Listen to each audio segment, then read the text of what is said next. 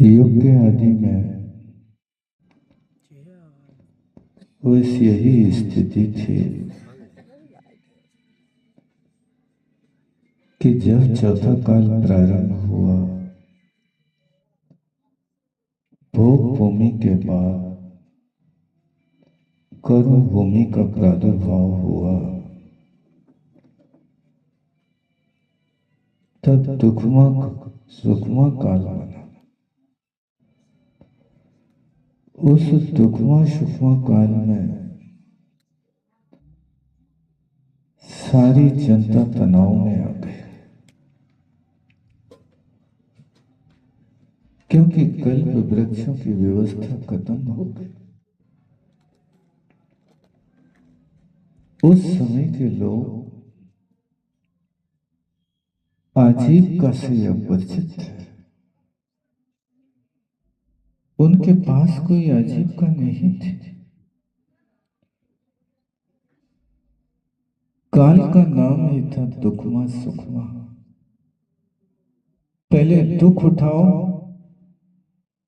फिर उसके बाद सुख की अनुभूति होगी। कर्म भूमि का काल ऐसा प्रादुर्भूत होता और हुआ है कि उस समय युग के आदि में आदि तीर्थंकर आदिनाथ भगवान का अवतार हुआ। तीनों के दुर्दन मिट गए। आदिनाथ भगवान ने ही तनाव मुक्ति का उपाय बताया। तनाव से कैसे मुक्त हो?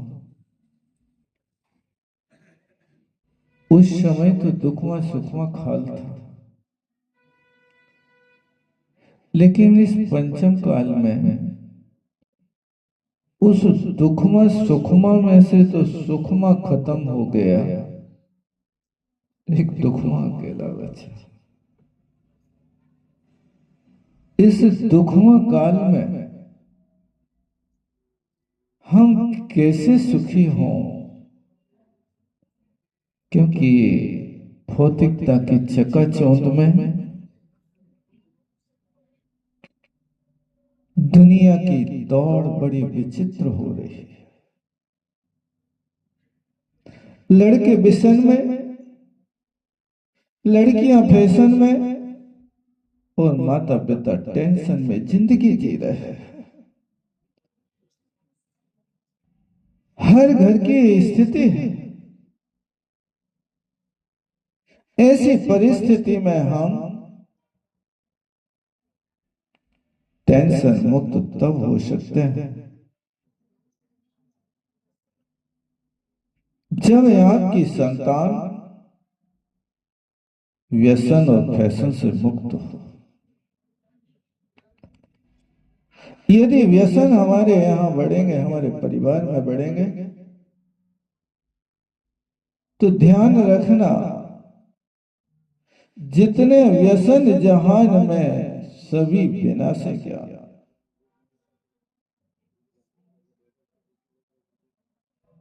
इन व्यसनों से मुक्ति पाने के लिए आदिनाथ भगवान ने जो उपदेश दिया, वो उपदेश था ऋषि बनो या कृषि करो। इन दो कार्यों को करने वाला व्यक्ति व्यसन से भी नहीं होगा। क्या आप अपने संतान को ऋषि बनाने का उपदेश देते हैं? क्या आप अपने संतान को कृषि करके अपनी उदर पूर्ति का उपदेश देते हैं? आज हर तरीके से व्यक्ति लुट रहा है। आप भोजन कर रहे हैं तो कौन सा भोजन कर रहे हैं? आपके घर में आज रेडीमेड भोजन आ गया। आपके घर में यदि कोई अचानक अतिथि आ जाए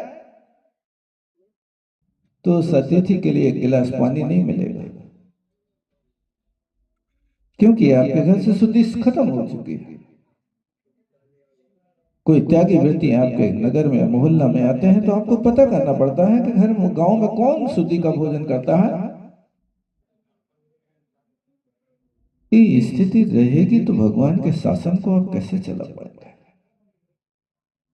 इस जैन धर्म को आप कैसे चलाएंगे?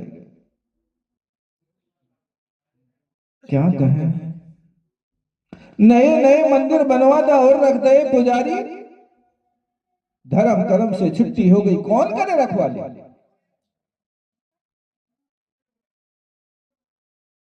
आपका कर्तव्य नहीं बचा कि हम आवश्यक पालन करेंगे। आपका कर्तव्य नहीं बचा कि हम अतिथि संविभाग करेंगे, क्योंकि आज आप इतने व्यस्त हो गए हैं, इतने व्यस्त हो गए हैं कि 24 घंटे बस एक मनी माइंड, जहां मनी माइंड रहेगा मुनी माइंड साफ हो जाएगा।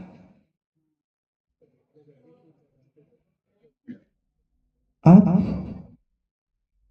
कभी कभी आते तो हैं क्षेत्रों पर, लेकिन जब आपके घर में काल आता है तब आता है। अकाल में भी कभी आए आपका? काल आया होगा भैया, मस्तकाभिषेक, आ जाओ भैया, पंच कल्याण का उपसंहार है, यही है ना। बस इतना ध्यान रखना कि अपनी संतान को व्यसन और फैशन से मुक्ति दिलाओ तो तुम टेंशन से मुक्त रहोगे,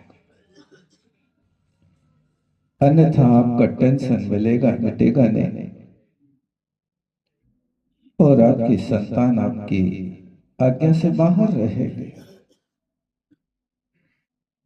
और हर माँ बाप की अपेक्षा होती है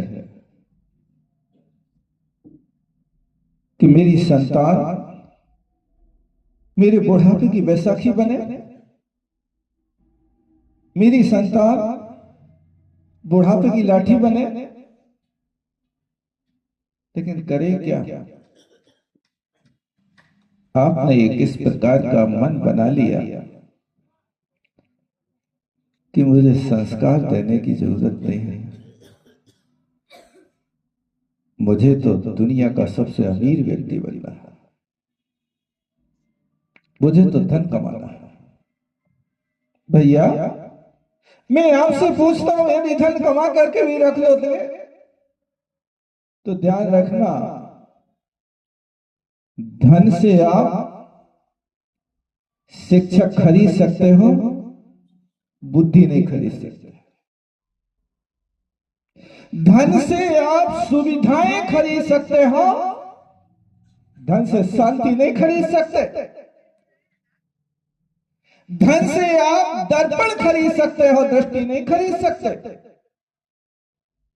धन से आप पत्नी खरीद सकते हो, प्यार नहीं खरीद सकते। धन से आप नौकर खरीद सकते हो, मां बाप नहीं खरीद सकते। धन से आप पाप खरीद सकते हो, पुण्य नहीं खरीद सकते। धन से आप चैनल खरीद सकते हो, चैन नहीं खरीद सकते। धन से आप कोप खरीद सकते हो, करुणा नहीं खरीद सकते। धन से आप मौज खरीद सकते हो, मोक्ष नहीं खरीद सकते। थोड़ी सी अपनी सोच बदलो और सुखी होने का उपाय करो। इन्हीं आदिनाथ भगवान ने हमें आदेश दिया था कि हे कर्म भूमि के मनुष्यों, अपने जीवन में बस इतना याद रखना, 24 घंटे में 3 पहर होते हैं, 3 पुरुषार्थ होते हैं। उन 24 घंटों में 3 पुरुषार्थों के साथ अपना जीवन यापन करना। 24 घंटे 3 पुरुषार्थ, एक पुरुषार्थ के लिए कितने घंटे लगेंगे आपको? 8 घंटे धर्म पुरुषार्थ, 8 घंटे अर्थ पुरुषार्थ, 8 घंटे काम पुरुषार्थ। इस 24 घंटे के विभाजन का भगवान आदिनाथ ने युग के आदि में उपदेश दिया था। आप 8 घंटे काम पुरुषार्थ के रूप में बढ़िया सुख की नींद तो सोते हैं, 10 बजे सोते हैं और रात के और सुबह 6 बजे उठते हैं, या 12 बजे सोते हैं तो 8 बजे उठते हैं, और 2 बजे सोते हैं तो 10 बजे 11 बजे। एक महानुभाव आए थे एक दिन, बोले महाराज लेट उठ पाते हैं, कितने बजे? बोले 2 बजे उठ पाते हैं। कब सोते हो? 4 बजे सोते हैं। कौन सी गैया लगाते रहते 4 बजे तक? बोले सबरी मोटरें आती हैं तो रात को मोटरें तो सुधारना पड़ा था, और फिर इसके बाद सुबह 5 बजे से फिर मोटरें तैयार करके उनको देना पड़ती हैं, सो हम तो 4 बजे सो पड़ता। धन्य है आपका जीवन। आपके जीवन में अब कहां से समागम रहेगा? जो व्यक्ति 2 बजे जिसका सूर्य उदय होगा, उसका जीवन क्या होगा? अपने जीवन को सुखी बनाना है तो सूर्योदय की पहली किरण को देखने की कोशिश करो। यदि सूर्योदय के बाद आपकी आंख खुलती है तो ये सज्जनों का काम नहीं है, ये सुखी होने का काम नहीं है। तो भगवान ने कहा कि आप 8 घंटे धर्म पुरुषार्थ करें, 8 घंटे अर्थ पुरुषार्थ करें, दुकानदारी चलाएं, 8 घंटे आप शरीर की सेवा करें, जिसको काम पुरुषार्थ कहते हैं, जिसमें विश्राम करना है, रोटी बना के खाना है, चौका चूल्हा करना है, जो भी आपको करना है। बस 8 घंटे भगवान ने दिए हैं अपनी तरफ से, 8 घंटे में इतने काम निपटा हुआ। मैं पूछता हूं, क्या आप भगवान की आज्ञा मान रहे हैं? आप 8 घंटे दुकान तो चला रहे हो, क्या 8 घंटे मंदिर में भी देते हो आप रोज? भगवान ने कहा कि 8 घंटे एक साथ नहीं बैठ पाएगा ये मानव, तनाव में आ जाएगा। तो भगवान ने कहा भैया इसको विभाजन कर लो, 8 घंटे और 6 आवश्यक करो। एक आवश्यक के लिए आपको 1.25 से 1.5 घंटे लगाना। क्या आप रोज रोज अपना 6 आवश्यक पालन कर रहे हैं? आप कहते हैं हम पूजा कर लेते हैं, कोई कहता है अभिषेक कर लेते हैं, कोई कहता है महाराज वहां बांध दे जाते हैं। मैं कहता हूं कि आप विचार करो कि कोई विद्यार्थी यदि 6 पेपर देना है, एक पेपर में वो 100 नंबर लाए और 5 पेपर में 33 लाए, उस विद्यार्थी को आप गोल्ड मेडल देंगे कि नहीं देंगे? क्यों? पुरस्कार करेंगे कि नहीं? पुरस्कार 100 नंबर तो लाया है ना, एक लाया है, पास तो हुआ है। 33 नंबर से कहोगे कि 100 नंबर से कहोगे? मैं कहता हूं कि आप अपने आवश्यक में, आप भले ही कहते हो कि मैं रोज शांति विधान कर लेता हूं, मैं रोज अपने घर से चल करके 9 बजे यहां आकर के 10 बजे वो घर पहुंचता हूं, 2 बजे आहार दान दे लेता हूं, दूसरे कार्य कब करते हैं? कोशिश करें। आपने धर्म पुरुषार्थ के 8 घंटे निकाल करके आपने अपनी दुकान में दे दिए। सुबह 8 बजे दुकान खुलती है आपकी, और रात को कितने बजे बंद होती है? बंद तो होती नहीं, मंगल होती है। दुकान किसकी बंद होती है? हर कोई मंगल करता है।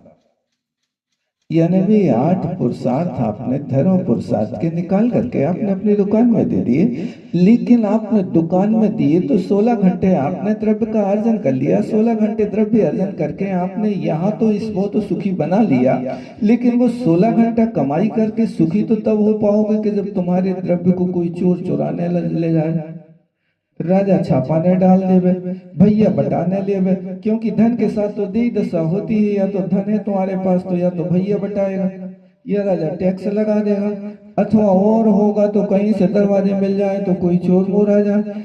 ये सारे के सारे संकट तो उसके साथ लगे हैं, लेकिन प्रभु के लाने क्या किया? नहीं कमाया एक भी पैसा, काट की पूंजी खाली जिया जाए धोखे की। जो पूर्व भाव में तुमने पुण्य कमाया था वो पुण्य कमा करके यहां इस भाव में खा लिया, अगले भाव के लिए तुमने कौन सी अपनी बनाई? इसलिए क्या नहीं कमाया एक भी पैसा, पैसा तो कमाया, बहुत बड़े धनी है। ध्यान रखना, कफन में कभी जेब नहीं होता।